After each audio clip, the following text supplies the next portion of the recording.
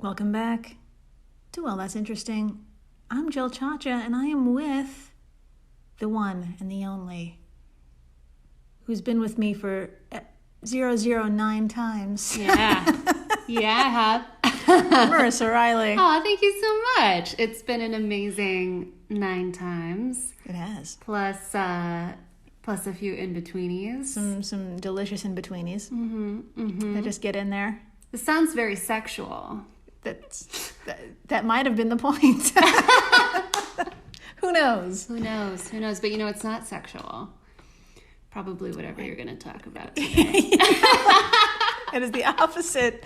Yeah, that is the opposite of let's just dive into it. We're going to talk about what happens when you're buried alive. That's a great question. Yeah. It's a question I have thought about before because I have seen the movie Kill Bill. Yes. And things could have gone a little differently. Oh, so. Yeah, absolutely. Yeah, I mean, I feel anxiety when my elevator stalls, I don't know if that's ever happened to you. Even in a stalled elevator, I'm like, I don't feel good. I don't feel good at all. Even when a subway has stopped for more than 3 minutes, I'm like, okay, I guess we're going to die here. Oh, yeah. And I've been on the L when it's... So the L train, for those who don't live in New York or have never been on the L train, there's a tunnel between Brooklyn and Manhattan, which is 2 boroughs. Yeah. And I've been on the L train where it has stalled in the tunnel underwater. Nope. Between those 2 boroughs. Nope. Yep. Nope. You're in a tunnel. Oh, God. Under the river. And one time the lights went out. No. So that was fun. Yeah. No. Yeah. I wouldn't like that. Yeah. So imagine being buried alive under a river with people during rush hour. I was standing while that happened. Yeah. And, someone might smell bad. Someone might be a baby. That's right. Someone might be listening to music without headphones, and it could and be singing bad. along. And singing along. And then you redefine what your definition of hell is. And you're like, oh, was it this all along? Yeah. Maybe. Episode 009. Welcome to What Happens When You're Buried Alive. So what is that fear of being buried alive? It's called taphophobia. Oh, it's an actual fear. It is an actual fear. Goes back to the Greeks, of course. Taphos, meaning grave or tomb. And phobos, meaning freak the fuck out by any particular thing. So literally a fear of graves. Now, a guy named William Tebb, back in the early 1900s, he had a strange hobby of sorts. He liked to collect accounts of accidental burials. What? I think he had an anxiety. I think he had an anxiety, and this was his way of controlling it. Yeah. Accidental. Well, that's a pretty cool anxiety because that could save someone's life, right? It can. He seemed functional. He seemed like a high-functioning anxiety guy. Yeah. I'm only imagining the probably rare or nil cases where, he actually found someone who was alive. My brain is going to some very interesting places. So, he didn't save anybody. Damn it. Ah! He just reported on shit. Oh, damn it. In 1905, he found 219 cases of near live burials, 149 actual live burials, What? 10 cases of live dissection,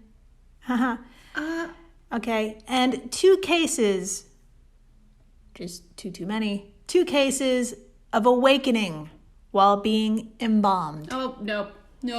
Okay. That's a lot. That's a lot of things and not very long ago. No. What kind of trauma does that give you when you wake up and someone's cutting open your chest? Oh, yeah. Because they think you're dead. That It's a lot of trauma. I would think my money's on a lot. That's where I'm at. Oh my God. Oof. Okay, so we have shitty healthcare in modern day United States. So I would assume a little over 100 years ago, if you were found unconscious, some 14-year-old doctor would fumble with your unresponsive body for a bit and then declare you dead. I think that's how it went. Yeah. Rich or poor, seems like everybody was susceptible to an early funeral. So even famous people came down with a case of taphophobia. Dramatic composer Frédéric Chopin dramatically requested that his heart be cut out to ensure he was dead. Really? Yep. Dude whose teeth was taken from slaves and animals, you know him, George Washington. He asked that his body be laid out for 3 days.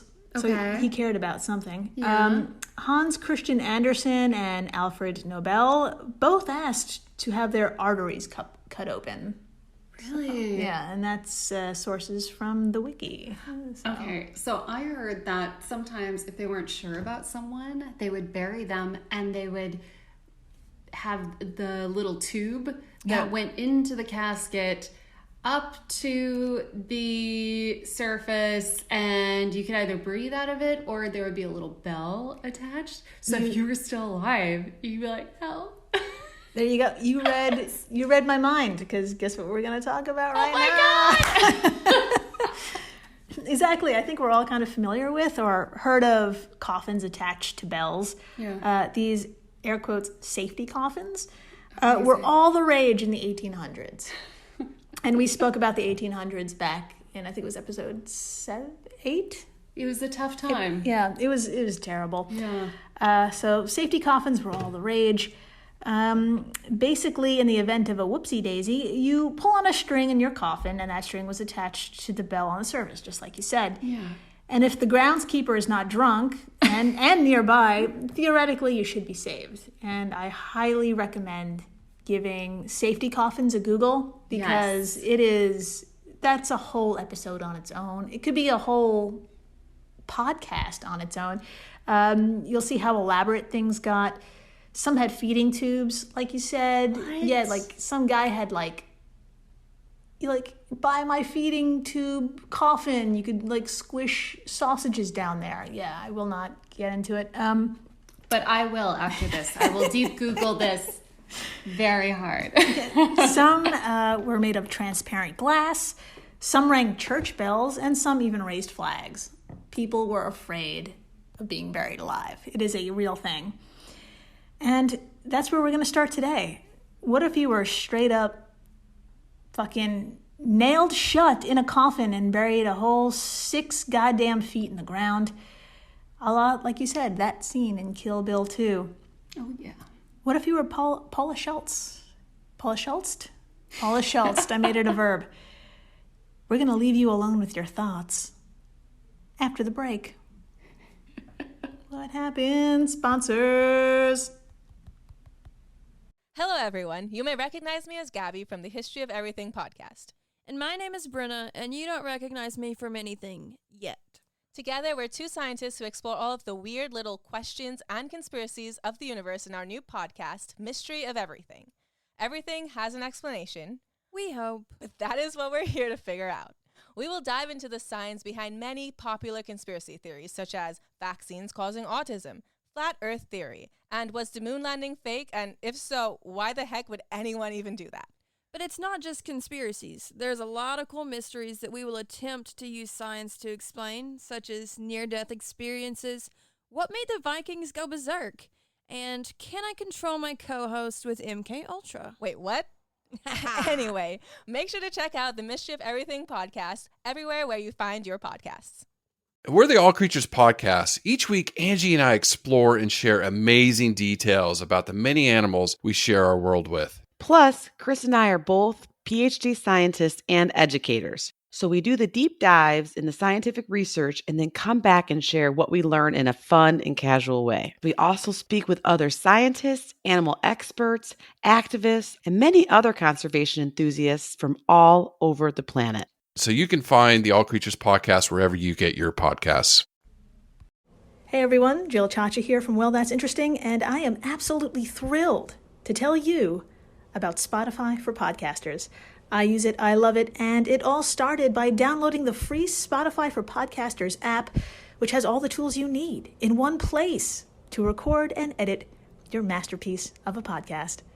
Spotify for Podcasters also distributes your show to all major platforms. So when you hit publish, your episodes will stream not only on Spotify, but I'm talking about the Apples, the Googles, Stitcher, Good Pods, the other ones. You get the idea. And you can monetize your podcast with no minimum listenership required. You could also set up monthly subscriptions and record ads just like this one. So what are you waiting for? Download Spotify for Podcasters today and start changing the world. Oh, and please, stay interesting. Oh, we're back. We're back. Which is sick, because now you want to find out what happens when you're buried alive. So Yeah. that's pretty sick. That's very sick. You're sick. We love you. We're proud of you. Yes. My source today is, once again, one of my favorites, the book And Then You're Dead by Cody Cassidy and Paul Daughtry, PhD. If you find yourself on a nonstop 12-hour flight, I highly recommend pulling out this book. It's delightfully written, and no one talks to you. It's really, it's You really did good. that, right? Yes. It's quick read. Where are we? In a coffin. Oh, Okay. damn. So your average coffin is 84 inches long, 28 inches wide, and 23 inches tall. If you're under 6'6", you'd be comfortable. Sorry, though not again, because you're the whole buried alive thing. So let me rephrase it. You'd have room. Okay. If you're under 6'6". This area holds about 900 liters of air, and your body takes up about 80 liters of space, so you have about 820 liters of air. Okay. Okay, I know it sounds like a horrible math problem right now. Sorry. Totally fine. I might be breathing a little faster. Heart rate is going up. Continue. Okay, so with each breath, you take in half a liter. Okay. Good news, though, you only use about 20% of the oxygen per breath. So you could rebreathe the air around you before sucking out all that sweet, sweet oxygen. So it's a pretty good amount of time. We'll get into it. Slightly reassuring. Yeah. So the air around you, as we speak, is a luscious 21% oxygen. That is the happy space. That is why we all exist. The air around you, as you're listening to this podcast, is a full, plump 21% oxygen. Mm-hmm. Now, once that number starts to drop, things start to happen. For example, air at 12% oxygen, you start to feel headaches, dizziness, nausea, and confusion as brain cells begin to starve. That's all. Oh, God. So No. Not the brain cells. Not the brain cells. Not those. Okay, so best case scenario with 820 liters of air, your coffin has about 6 hours worth of oxygen. That's actually a long time. It is. It is a really good long time. In my mind, I have 45 minutes. Okay, so Whenever I'm buried alive in a coffin, I'm like, I got 45 minutes to get the hell out of here. It's really funny. You're like clairvoyant, because keep that number involved in mind. I'm sorry. Oh, no. Oh, no. Yeah. So, okay, where are we? Okay, so 6 hours worth of oxygen. Okay, also, if you stay calm, big lol. Also, don't try and hold your breath. It actually increases oxygen use because your body is compensating for the CO2 buildup with all the bigger inhales you're intaking. So, so just meditate your ass into some controlled breathing as soon as possible. So what you're saying is, when I get buried in the ground in a coffin, which will happen because it's 2020, I don't see how else this is going to end. I have to stay calm. Yeah. That's what you're saying? I have to stay calm. Yeah, luckily you don't have access to Twitter or Instagram. This is that's true. So that's a plus. You know what? That sounds Now great. I'm seeing this a whole different way. This might be a whole I'm kind of excited about this. Could be a whole Airbnb situation. Airbnb situation. 6 whole hours to myself Underground. without thinking about the And president. And a feeding tube. And a feeding tube and a bell. If I'm lucky. Or some flags. Some oh, I'd love some flags. Yeah. So cute. Well, we just found a way to make money. I don't have a job, so Let's do this. I'll make a Squarespace later. Bury yourself alive. $50 an hour. let's get out of here. I don't know. .gov. Where the fuck am I? Okay, meditating your ass to some controlled breathing. I'm sure we all do that. I've never done that once. No. So I'm gonna fast forward those 6 hours for a minute, just to keep things a little interesting. Okay, 6 hours later, you're not rescued. Damn it. So the oxygen drops below 10%, Okay. and you finally go unconscious. That and sounds great. At last. Finally. Thank God. Jesus, 6 hours? What the fuck is this? I want my money back. See, I already can see the reviews. I know. They're Okay, gonna well, repost. we're deleting this whole. Scrap it. We're not Start over. doing this. I wanted 6 hours. Okay. 6 hours. Fast forward. Oxygen drops 10%. You finally go unconscious, and it's sudden. It's like a literal light switch. Eventually, you're in a coma, and you find death as oxygen falls from 8% to 6%, and that's just not sustainable for your lovely body. No. Okay, now here's the thing. You probably wouldn't make it the full 6 hours because I didn't tell you about this part. Because there's something else in the coffin that's trying to kill you. What? Yeah. What else would fit? So this is the beauty of life. Okay, just by breathing, you can die. So, Oh, God. so just by breathing, you're replacing all the sweet, sweet oxygen with your carbon dioxide. Oh, that's You right. see where I get at that? That's right. I forgot about that. So, Oh, God. carbon dioxide is a needy bitch, binding to your blood, taking up space and limiting the amount of oxygen your little cells can carry to vital things like your brain. Yeah. So normally air, like you said, the air around you had that luscious 21% oxygen, just to show you how little carbon dioxide there is in the air we breathe. It's 0.035%. Very, very little. Super small. Super, super small. But in a coffin, that teeny percentage shoots up damn quick. Once the CO2 levels rise to 20%, this renders you unconscious in 2 to 3 breaths, What? and then will kill you in minutes. Fuck. So within those minutes, your central nervous system is getting all sorts of fucked up. You're experiencing confusion and delirium. Your organs start. Stort.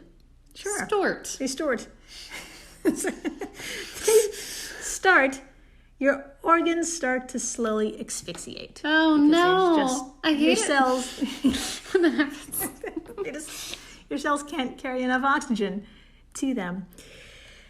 Yeah, you'd most likely poison yourself with your own breaths before running out of oxygen. Great. And clocking in about 150 minutes, that's right, in about 2.5 hours, CO2 levels rise to lethal levels, and you kill yourself dead. So, I'm sorry. I was like pumped about the 6 hours thing. Yeah. I know. It's a bummer. It's a total bummer. But we can get way more bummier. I'm serious. We Oh, can get way more. no. Oh, no. I think I just made the most horrified face because she was like, it can get worse. I was like, are you kidding me? Oh, it really can. Tell I'm me. sorry. Rip it off like a Band-Aid. You Tell know, me everything. We got it. It's spooky season, but it's actually really straightforward. Okay, so Okay. What if... Okay, let's take away the coffin for a minute. All right. It's gone. The coffin's gone. And we just throw your ass in a ditch. I like the coffin more, but... Okay. All right, I'm in the ditch. Okay. You're in the ditch, and then we just cover you right up. Okay. Now, being buried under 6 feet of dirt is basically like being buried under 6 feet of concrete. Oh, that's bad. Sorry, I'm so sorry. I'm registering this as bad. Yeah. This is not a high energy episode. Yeah, you're not going anywhere. You have about 500 pounds of weight on each arm and leg. Wow. Yeah, That's a lot. Okay. that's a lot. Now, on a positive note, you don't suffocate immediately. Okay. All right. Okay, All right. you can't move, but your diaphragm can. Okay. Okay. On a negative note, there's not much to breathe. Right, because you're in dirt. That's Right. see? You got this. You got this.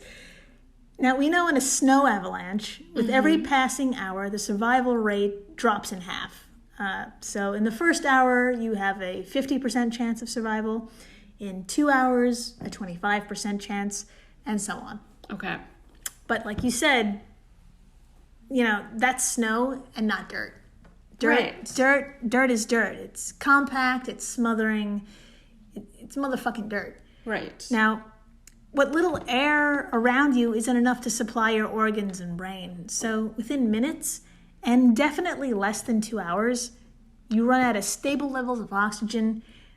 You probably poison yourself with your own carbon dioxide. You get all sleepy, and yes, you slip into that coma, which leads to a real death. Not a fake death. Your 14-year-old old-timey doctor declared you as. So, yeah, opt for in our website for our Airbnb, opt for the coffin. Opt for the coffin. Yeah. I will say that either situation, I like that you go into a coma first. Yeah. And then you technically die in your sleep, which is like, as every American would say, is ideal. So Yeah, we love that. that's the American dream, is to die in your sleep. Yeah. Right? It's just die. Oh, no, it's to die when you're old. I don't even know. Die when you're old I don't know what the American and in dream your sleep? is. I don't know what it is What it is anymore. anymore. I don't It's know. to get through 2020.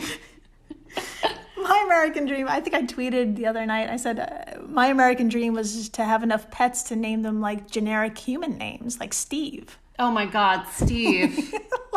That's my Steve. American dream. I think that's a better American dream than dying in your sleep. I think all of us can agree, especially the listeners. Let's all just get dogs and name them Nick and Andrew Yeah. and Carolyn.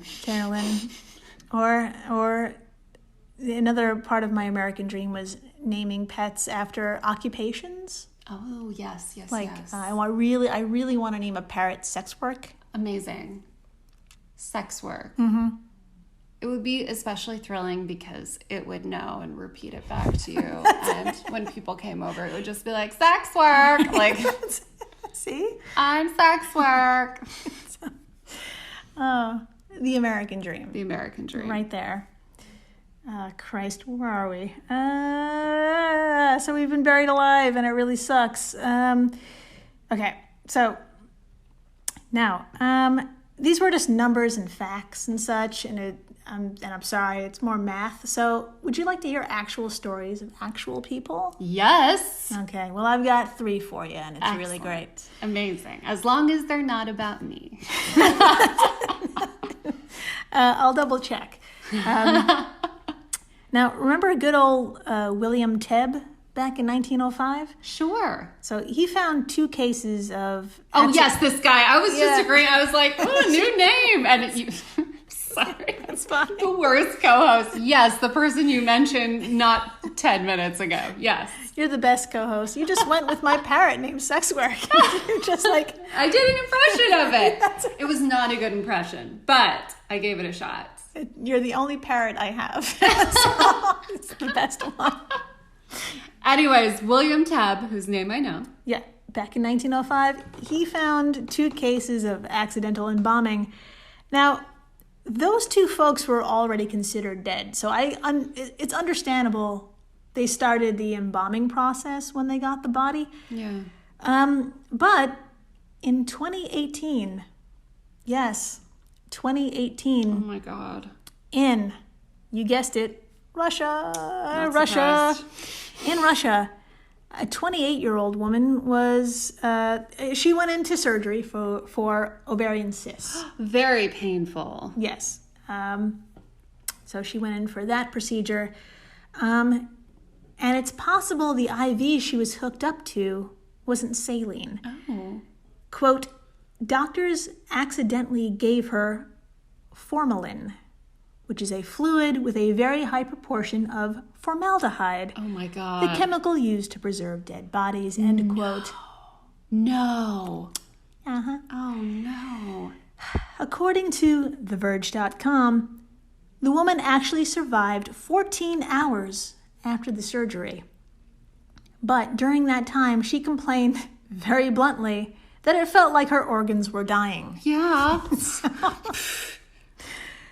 Formalin is 40% formaldehyde. Oh my God. It's suspected she survived for that long, those 14 hours, perhaps because it didn't concentrate in 1 or 2 major organs.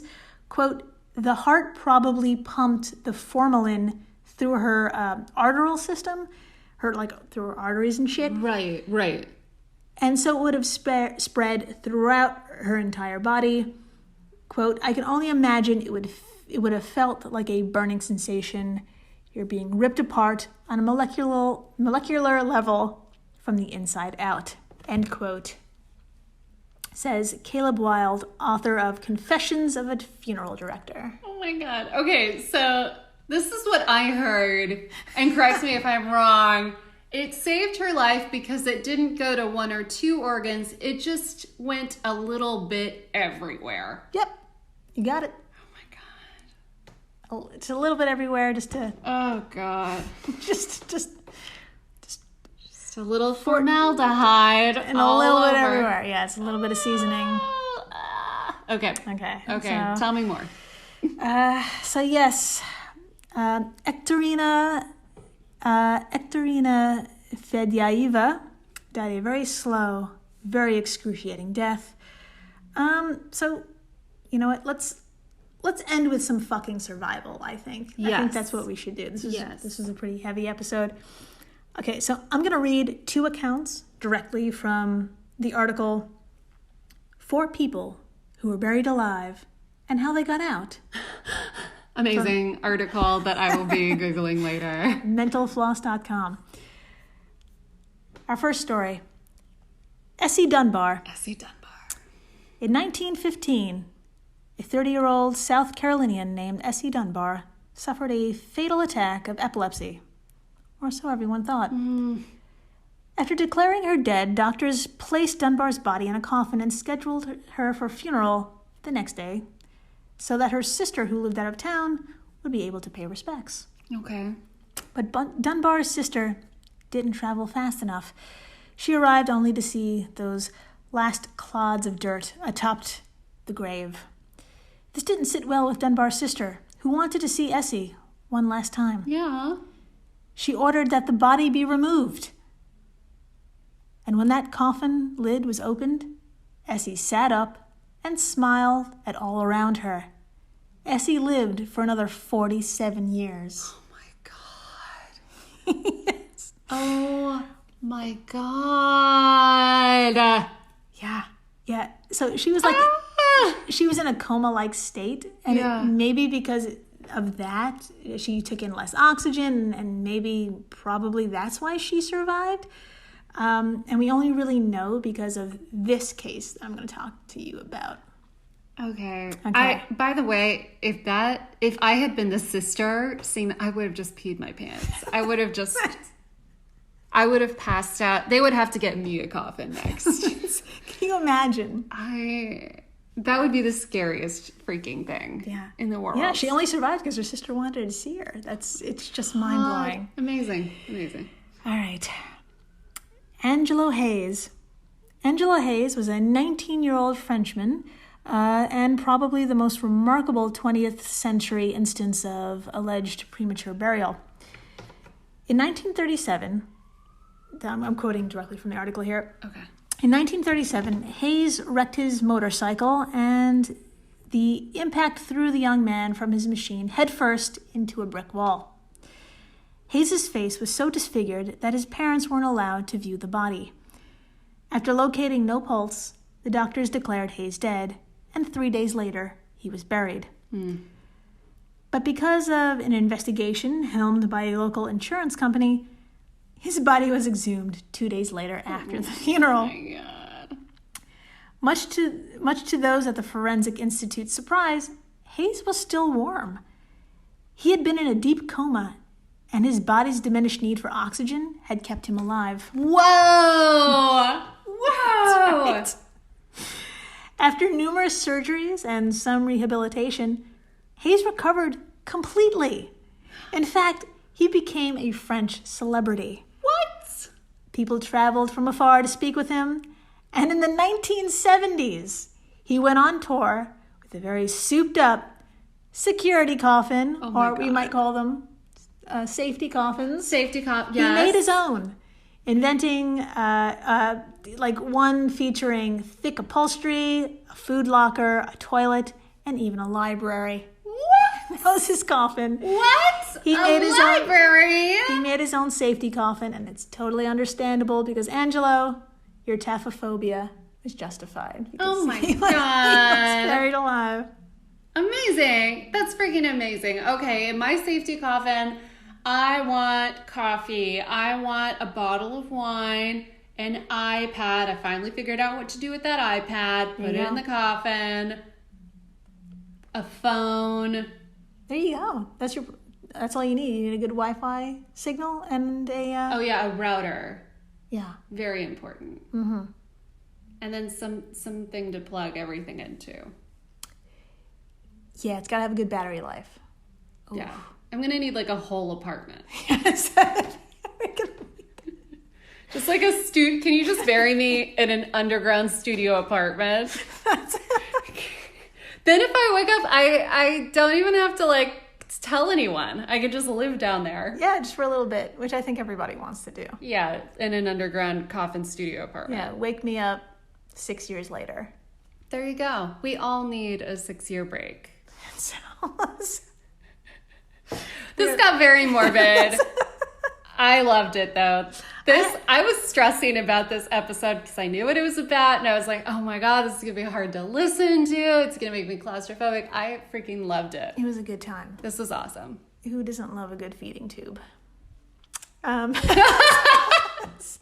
how I just said nothing. Follow us on Instagram. Well, that's Please interesting pod. Email us at wellthatsinterestingpod@gmail.com. Tell us any weird shit you learned or just life lessons you learned. Yeah. Just email us. Just email us. What else? What else do we have?